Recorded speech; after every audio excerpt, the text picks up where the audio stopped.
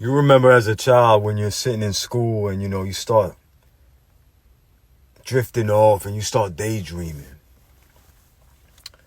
You start thinking of all the possibilities, man. You want to be an astronaut.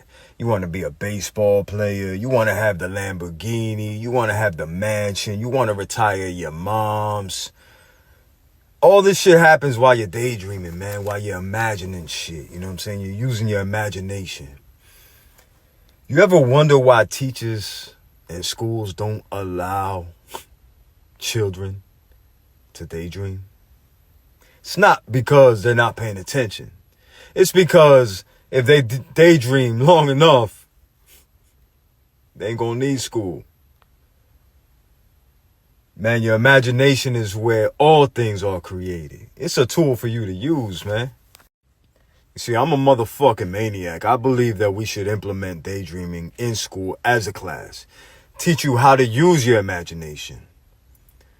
Because that's where all things are created. If you look around, everything that you see, everything, even the motherfucking underwear you're wearing, was created in somebody's head before it was created in reality.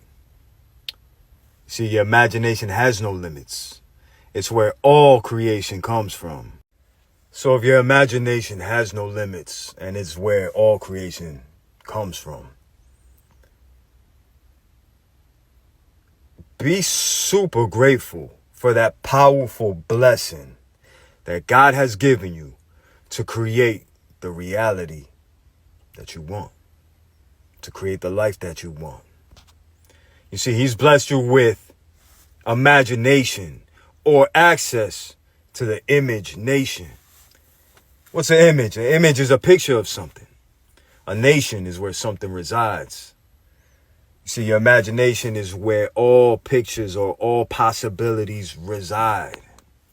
It's a tool for you to use to really play around with, to create your life, man. Don't punish your kids for daydreaming. Encourage that shit. If your life is currently not where you expected it to be, just consider the possibility that it's exactly where it needs to be. Chances are you haven't been using your imagination. Now you're in a position where you have to get creative.